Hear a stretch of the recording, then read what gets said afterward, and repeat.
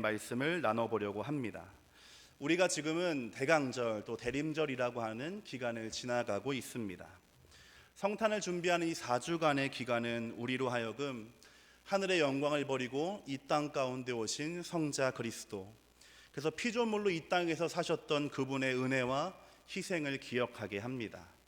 또 다시 오실 것이라고 하셨던 그 말씀을 기억하면서 우리의 삶과 믿음을 돌아보는 이 근신과 회개의 기회를 제공하는 것이 바로 대림절이라고 할 수 있겠습니다. 이것이 바로 교회의 절기가 가진 힘입니다. 누군가는 매년 반복되는 이 절기들이 무의미한 것이라고, 또 몸이 건조하게 지나가는 아주 옛날의 방식이라고 할지 모르겠습니다. 그러나 매년 다가오는 이 시간마저 없었다고 한다면 우리는 얼마나 구원받은 은혜, 또 나 자신을 돌아보며 살아갈 수 있을지를 반문하지 않을 수가 없습니다. 이제 우린 대림절의 절반을 지나서 나머지 반을 남겨둔 저녁이 있습니다. 오늘 이 시간에는 이사야 선지자의 말씀을 함께 살펴보려고 합니다. 무려 60년 동안, 그래서 왕이 4번이나 바뀌는 동안 한 민족의 선지자로 살았던 이사야는 포로의 시기가 끝나고 다시 약속의 땅으로 돌아오게 될 이스라엘에게 선포합니다. 우리는 하나님의 백성입니다. 여러분은 기초를 세우는 사람들입니다. 이렇게 이사야는 외치고 선포했던 것입니다. 우리가 오늘 읽은 이사야서의 말씀은 총 66장으로 이루어져 있습니다. 그리고 내용에 따라서 구분하게 되면 전반부는 39장, 또 후반부는 27장으로 되어져 있어서 작은 성경 또는 성경의 축소판이라고 불리기도 합니다. 이 이사야서가 말하고 있는 기본적인 주제와 내용은 심판과 위로를 지나서 자기 백성을 구원하시는 하나님, 심판과 위로를 지나서 자기 백성을 구원하고 회복하시는 하나님을 우리에게 가르쳐주는 말씀입니다. 그중 오늘 읽은 58장부터 66장은 이 이사야서의 마지막 부분으로 신앙의 회복을 통한 선민, 즉 성도에게 예비되어 있는 축복된 미래를 우리에게 설명해 주고 있습니다. 그래서 오늘 본문을 자세하게 살펴보게 되면 아주 놀라운 축복의 약속들이 많이 기록되어 있는 것을 우리는 알 수 있게 됩니다. 8절부터 14절이 바로 그 내용들입니다. 함께 성경을 보면서 살펴보겠습니다. 8절을 보시게 되면 내 빛이 새벽같이 비칠 것이라고 되어 있습니다. 이 말은 하나님의 은혜의 빛이 비추어진다라는 것입니다. 신속한 상처의 치유가 있고 하나님의 함께하심과 보호의 약속이 이어지게 됩니다. 9절을 보시면 응답받는 것에 약속이 있고 10절에는 삶의 어려움을 의미하는 어두움이 사라지는 것, 또 11절을 보시게 되면 소망이 없는 메마른 땅에서 영혼의 만족함과 보호가 기록되어 있고 마르지 않는 은혜가 주어진다라고 되어 있습니다. 12절을 보시게 되면 그 은혜와 약속이 자손에게로 이어지게 되고 기초를 세우는 사명을 받게 됩니다. 마지막으로 14절에는 높아지게 하시고 그분의 유업을 누리게 하시는 이 축복의 약속이 이 58장 한 장에 기록되어 있다라고 하는 것입니다. 이 축복을 하나하나씩 생각해 보게 된다면 읽는 것만으로도 가슴이 벅차오르는 내용들입니다. 이 10가지의 축복과 은혜가 우리의 삶에 반드시 있어야 할 줄로 믿습니다. 우리에게, 바로 하나님의 성도들에게, 하나님의 백성인 오늘의 이스라엘에게 주어지는 약속이라고 하는 것입니다. 그런데 이렇게 다양한 축복의 메시지가 기록되어 있는 58장의 제일 윗부분을 보시게 되면 파란 글씨로 소제목이 기록되어져 있습니다. 제가 가진 성경에는 이렇게 적혀져 있었습니다. 여호와께서 기뻐하시는 금식. 각 장의 내용을 한마디로 요약하는 이 소제목이 여호와가 기뻐하는 금식이라고 되어져 있다는 것은 하나님이 우리에게 축복을 약속하시고 그것을 반드시 이루시는 분이시지만 이 성경이 우리에게 그보다 더 강조하는 것, 우리에게 가르쳐주고 싶은 것은 단순히 이렇게 받을 복이 많습니다, 그러니 기뻐해야 합니다, 이것이 아니라 하나님이 기뻐하는 금식을 하는 것, 선민이요 성도다운 경건하고 거룩한 삶과 믿음의 회복이 보다 중요하다라고 우리에게 말하고 있다라고 하는 것입니다. 그것이 바로 오늘 우리가 읽었던 이사야 58장의 핵심인 것입니다. 그래서 8절을 보시게 되면 8절이 이 말로 시작하게 됩니다. 그리하면. 1절부터 7절까지의 선지자의 권면을 잘 듣고 깨달아서 행하면, 그렇게 하기만 한다면 앞서 우리가 살펴보았던 10가지의 축복은 당연하게 자연스럽게 주어진다라고 하는 것입니다. 마치 시냇가에 심어진 나무가 사시사철 푸르름을 유지하고 열매를 맺을 수밖에 없는 것과 동일한 이치입니다. 우리 사랑하고 존경하는 성도 여러분, 이러한 하나님의 약속과 은혜를 누리기 원하십니까? 그렇다면 우리가 이제 1절부터 7절에 있는 이 선지자의 권면을 살펴보아야 할 것입니다. 먼저 1절을 보시게 되면 1절은 선지자에게 주시는 하나님의 말씀입니다. 크게 외치라, 목소리를 아끼지 말라, 목소리를 나팔처럼 크게 해라. 이 세 번의 강조를 통해서 이제 이후로 이어지는 말씀을 모든 이스라엘 백성들에게 한 명도 빼놓지 말고 선포하고 전할 것을 당부하는 것입니다. 이제 선지자가 외쳐야 할 내용은 2절부터 5절에 있는 말씀들입니다. 2절부터 5절 한 절씩 교독하겠습니다. 그들이 날마다 나를 찾아 나의 길 알기를 즐거워함이 마치 공의를 행하여 그의 하나님의 규례를 저버리지 아니하는 나라 같아서 의로운 판단을 내게 구하며 하나님과 가까이 하기를 즐거워하는도다.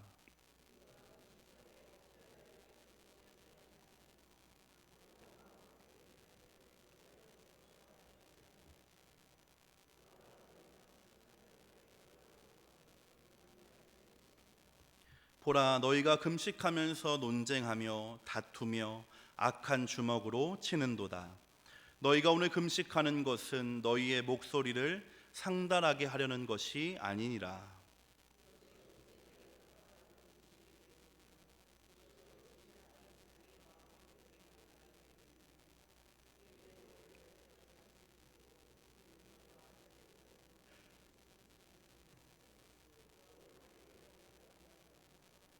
아멘. 2절과 3절 전반부만 보게 되면 그들 이스라엘의 행동은 참으로 모범적인 신앙임을 우리에게 보여줍니다. 날마다 하나님을 찾고 그분의 뜻과 길을 구하며 율법을 준수하고 하나님 가까이 하기를 즐거워하는 것, 거기에 마음을 괴롭게 하며 금식까지 하니 참으로 대단한 믿음이라고 할 수 있겠습니다. 그러나 하나님께서는 그의 종인 선지자 이사야를 통해서 이스라엘을 책망하십니다. 3절 하반절부터 5절의 내용 때문입니다. 보여주는 이스라엘의 신앙과 그들의 모습은 지극히 경건하고 올바르며 본받을 만한 것이었습니다. 그러나 정작 금식까지 하면서 보여주었던 그들의 그 훌륭한 믿음 이면에는 금식하는 날에 자신의 이기적인 욕망과 쾌락을 추구하고 돈벌이에 눈을 밝히고 그것을 위하여 일하는 사람들을 강제로 노역시켜가면서 착취하는 것이었습니다. 서로가 싸우고 다툴 뿐만 아니라 약한 자들에게 폭력까지 행사하는 표리부동, 겉과 속이 다른 것 바로 그 자체였던 것입니다. 심지어 그렇게 그들이 종교적인 행위와 의식들을 준수했던 것은 하나님을 향한 온전한 믿음이나 신뢰, 사랑 때문이 아니었습니다. 앞서 살펴본 8절부터의 축복을 얻을 방도로 그저 하나님을 인생의 목표를 달성하는 수단 정도로 나의 소원을 이루어주는 램프 속의 요정 정도로 생각하면서 행해왔다라고 하는 것입니다. 빛 좋은 게살구이며 허울뿐인 믿음이 바로 이스라엘의 현실이었습니다. 그래서 공동번역 성경은 이 4절 말씀을 이렇게 번역했습니다. 이따위 단식은 집어치워라. 너희의 호소가 하늘에 들릴 리가 없다. 본문에서 말하는 금식은 금식 자체를 말하는 것이 아니라 모든 신앙생활을 의미하는 대명사입니다. 그렇게 이스라엘의 잘못된 금식을 보면서 하나님이 하시는 말씀은 형식적인 신앙생활, 겉과 속이 다른 삶에 대한 비판이며 책망이 되는 것입니다. 겉으로 보기에는 아무 문제도 없었습니다. 오히려 누구보다 바람직하고 누구보다 훌륭한 사람이라고 인정도 받았습니다. 그러나 그의 마음에 무엇이 있는가? 하나님은 사람의 내면과 그 사람의 중심을 보신다라고 하는 것입니다. 이렇게 중심을 보시는 하나님 앞에서 사람의 행위와 모습은 그 어떠한 설득력도 가지지 못합니다. 그 일을 행하는 우리의 마음과 동기만이 하나님께 드려지기 때문입니다. 이 말씀들을 우리의 삶과 우리가 드리는 예배로 연결지어 생각해 본다라고 한다면, 예배하는 그 순간 교회 안에서는 그 누구보다 경건하고 올바른 모습을 보이지만 아무도 없는 곳에서 교회 문을 나서는 그 순간부터 주일을 제외한 나머지 6일의 시간들을 하나님과 상관없는 삶으로 살아가고 있다면, 우리도 이 비판에서 자유로울 수 없는, 오히려 하나님의 책망을 듣는 대상이 바로 우리가 될 수밖에 없다는 것입니다. 잘한다고 생각했는데, 잘해왔다고 인정도 받았는데, 어느 순간 마치 관역을 빛나 쏘아진 화살처럼 엉뚱한 곳을 향하여 나아가고 있을지 모른다라고 하는 것입니다. 그러하기에 우리가 힘써 기억하고 되찾아야 하는 신앙의 정신은 우리의 마음과 심령을 하나님의 영이신 성령으로 충만하게 하는 것입니다. 내 생각과 나 중심의 사고를 벗어나서 나의 이기적인 욕심과 나의 욕망을 대신해서 하나님이 지금 나에게 원하시고 말씀하시는 뜻이 무엇인지 알 수 있도록 하나님의 영으로 우리가 충만히 채워져야 한다라고 하는 것입니다. 6절과 7절의 말씀을 계속해서 보도록 하겠습니다. 6절과 7절 함께 읽겠습니다. 내가 기뻐하는 금식은 흉악의 결박을 풀어주며 멍에의 줄을 끌어주며 압제당하는 자를 자유하게 하며 모든 멍에를 꺾는 것이 아니겠느냐. 또 줄인 자에게 내 양식을 나누어 주며 유리하는 빈민을 집에 들이며 헐벗은 자를 보면 입히며 또 내 고륙을 피하여 스스로 숨지 아니하는 것이 아니겠느냐. 아멘. 하나님 지금 반문하듯이 묻고 계십니다. 진정한 금식, 하나님이 기뻐하시는 믿음의 모습을 너희가 이미 알고 있지 않느냐라고 하는 것입니다. 진정한 금식과 경건은 주님이 나를 사망의 결박과 멍에에서 자유하게 하신 것처럼 삶과 죄와 죽음에 묶여있는 사람들을 자유하게 하는 것입니다.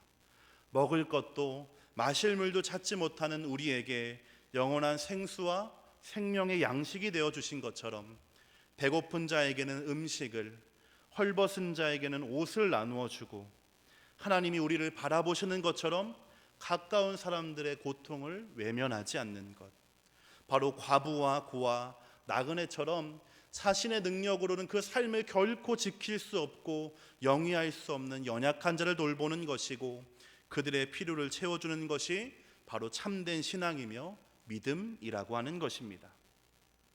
돌아보게 되면 어느 순간부터 우리가 생각하는 신앙생활이라고 하는 것이 교회라는 공간에서 이루어지는 것으로 정의되어져만 가는 것 같습니다. 정해진 예배를 잘 지켜서 참석하고 예배 시간을 집중해서 드리고 봉사와 역할들을 잘 수행하는 것이 신앙생활이라고 생각하는 것입니다. 그렇게 하면 좋은 믿음이고 훌륭한 신앙인이 되었다고 스스로 평가하기도 합니다. 그렇게 드린 시간과 믿음이 모두 헛된 것이라고 할 수는 없을 것입니다. 그것만으로도 충분히 칭찬받아 마땅한 일입니다. 그러나 하나님은 우리에게 주일 하루만 주신 것도 또 그 하루만 성도로 살라고 하신 것도 아닙니다. 오히려 안식일을 거룩하게 지켜서 하나님의 영과 마음으로 충만히 채워져 나머지 6일을 더욱더 성도답게 살아가는 것이 하나님의 뜻인 줄로 믿습니다. 특별히 우리의 기도와 우리의 믿음의 지경이 더욱더 넓어져야 할 것입니다. 나만을 위하여 기도하고 나의 구원만을 위하여 신앙생활하는 것이 아니라 우리의 교회와 성도를 넘어서서 이 땅을 살아가고 있는 고아와 과부를 돌아보고 세계에 있는 기아와 난민과 전쟁의 참상에 아파할 수 있는 것이 우리의 모습이 되어야 할 것입니다. 그것이 우리가 예배 때마다 중보의 기도를 하는 이유입니다. 그것이 하나님이 기뻐하시는 금식이 되기 때문입니다. 이미 그렇게 충분히 해오셨고 잘하고 계신 여러분의 삶이 하나님의 기쁨이 되는 줄로 믿습니다. 그러하게 우리가 더욱더 힘써서 이제 새롭게 다가오고 있는 그 새해는 더욱더 힘을 쓰고 마음을 모아서 주님을 함께 기쁘시게 하는 저와 여러분 우리 교회가 되기를 소망합니다.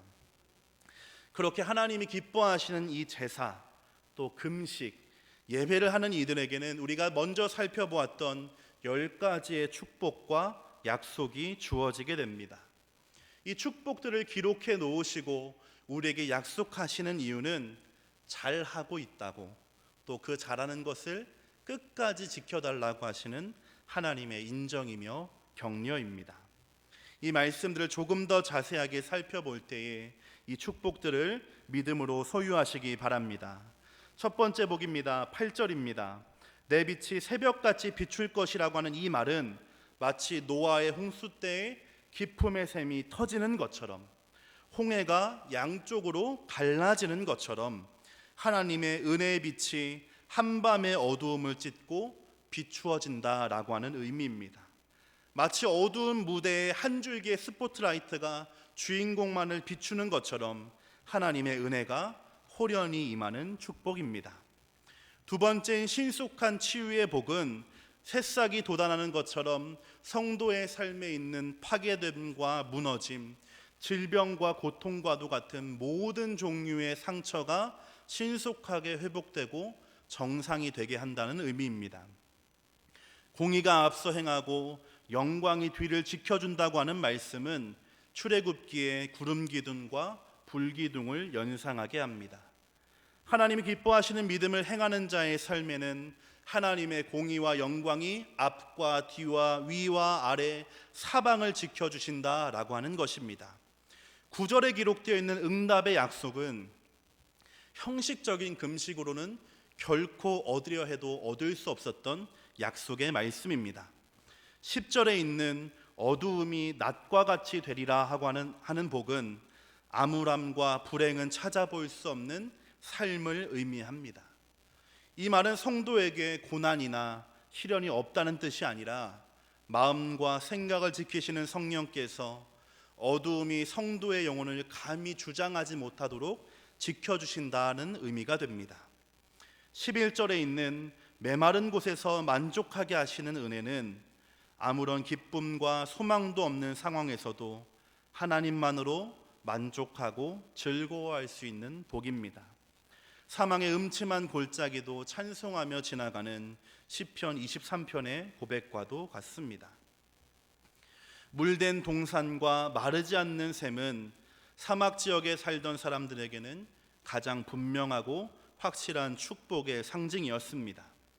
하나님을 가까이 하며 그 말씀을 준행하며 사는 사람들에게는 그가 노력하지 않아도 하나님의 은혜와 성령의 충만하심이 자동적으로 공급된다는 말씀입니다. 우리가 잠시 후에 함께 기도할 때에 특별히 이 축복을 간구하시기를 권면드립니다. 우리의 힘으로 또 사람의 힘으로 살아가는 삶이란 참으로 수고롭고 비참한 삶일 수밖에 없습니다.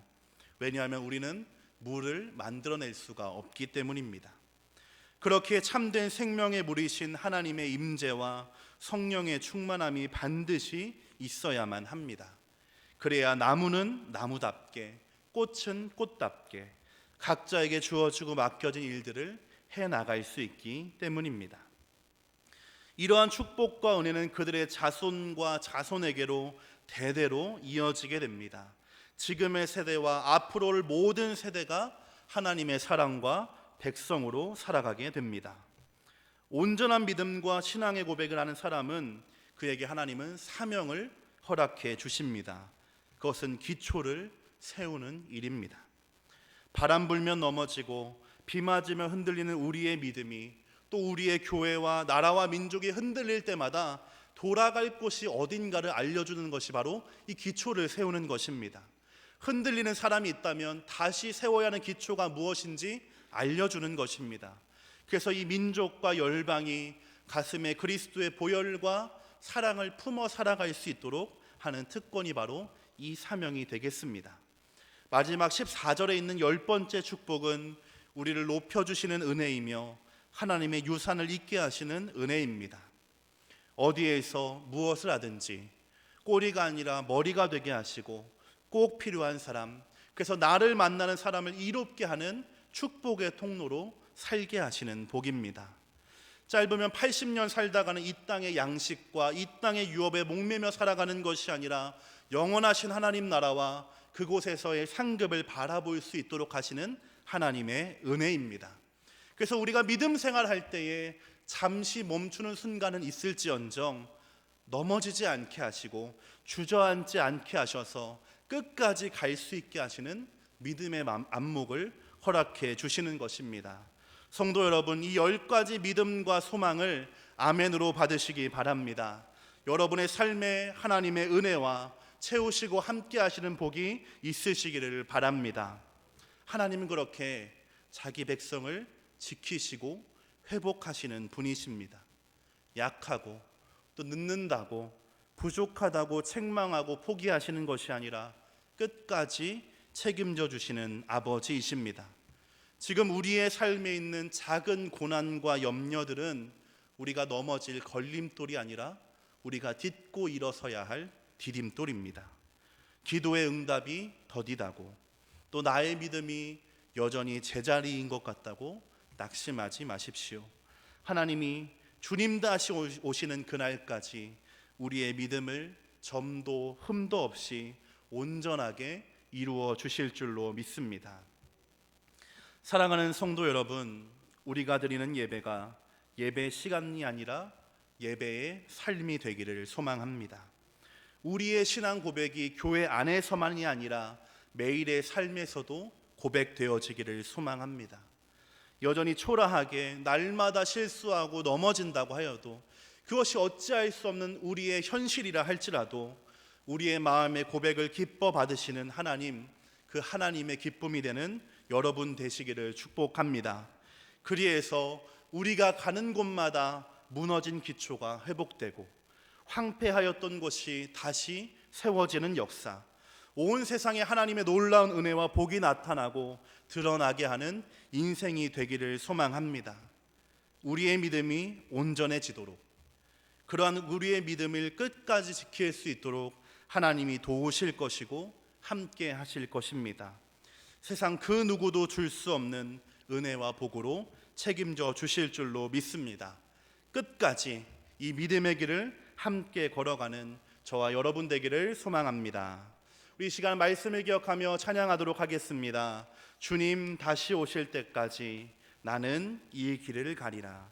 가사에 우리의 마음과 믿음의 고백을 담아서 함께 올려드리도록 하겠습니다.